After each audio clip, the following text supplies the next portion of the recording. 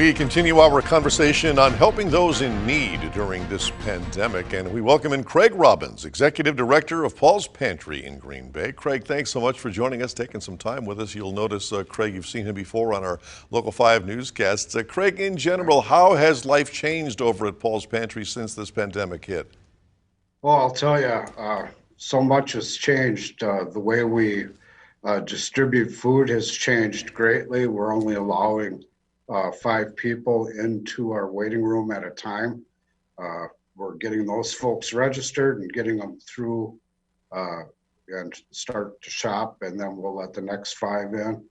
So we've had to extend our hours in order to accommodate the slower process with nearly the same amount of traffic.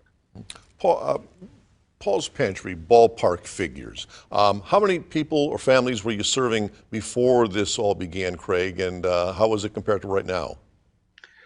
Well, in February, which is typically a slower month, we were a little bit busier. That was about 160 households per day, 5 days a week. And in March and April, we dropped off to about 130 households a day. Partly, some of that's due to stimulus and food share increase and the safer at home order. We are partnering with a group called Operation Community Cares, who is doing deliveries for us. And they're doing deliveries of food and other essential items. So that's helping us out a lot.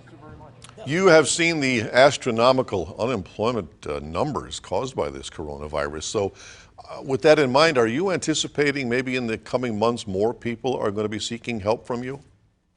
Yes, we're planning on it. We're loading up as much as we can right now. We know in the coming months that we're going to be busy. I think, when the stimulus money runs out, the food share extra benefits go away, and some of the unemployment benefits, let's face it, when people that are thinking, I have a job to go back to, may not have a job to go back to, and I think we're gonna be as busy as we ever have been. So, Craig, Paul's Pantry has been able to take care of everybody in need, or God forbid, have you ever had to turn somebody away?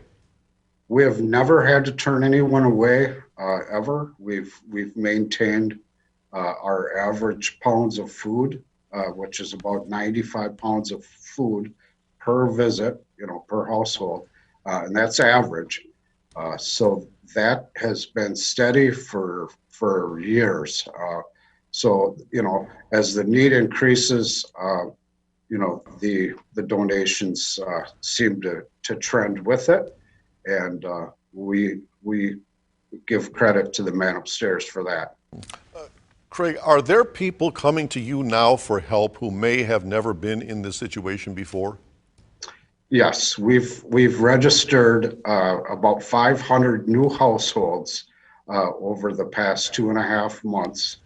And so those folks are trying to get registered, use the pantry a few times. We're getting a lot of phone calls, inquiries about what do I need to bring in with me, and so forth. So a lot of new. So, Craig, are we seeing an increase in community support for Paul's Pantry, or have we reached a situation where there are so many people who are out of work that they're no longer able to give when they otherwise would have? Well, we're seeing a lot of people that use their stimulus checks to make donations, which we are very grateful for. And, donations increased, during March and April. They're starting to level off now, but we've been putting those funds to good use, making some good purchases of staple items and other products. So we're preparing for the coming months. Craig, what are some of the things that you need the most? All right, now protein. So items like peanut butter, canned tuna, canned meat, any of those types of items. A lot of the suppliers and a lot of the stores are limiting the amount of product that can be sold. So, for instance, if I wanted to buy 20,000 pounds of hamburger, uh, that's going to take a month or so to get that product in uh, to the pantry. So perhaps most important of all here as we wrap up, how do people get that food to you? And how do people contact you if they want to make a donation? You can go to our website, paulspantry.org. You can give us a call. We're here every day from 6 a.m. to 2 p.m. Our drop-off is located at 1520 Leo Frigo Way. That's our main building. And at the south end of the building is our loading dock. And we always have staff or volunteer out there to help unload. And Craig, is it money that you're most after right now? Is that what's most helpful, or is it physical food? Well, there's three things: food, volunteers, and funds. They're all equal. We are short volunteers right now, with most of our volunteers being seniors. They're staying safer at home, and so it's been a strain on our staff. So volunteers are needed, but the food and funds are just as important. All right, Craig Robbins, Executive Director of Paul's Pantry in Green Bay. Thank you, Craig, for joining us this morning. Thanks, Tom. Much appreciated. We continue our conversation with Monica Clare. She's the Executive Director of St. Joseph Food Program in Menasha, right after this.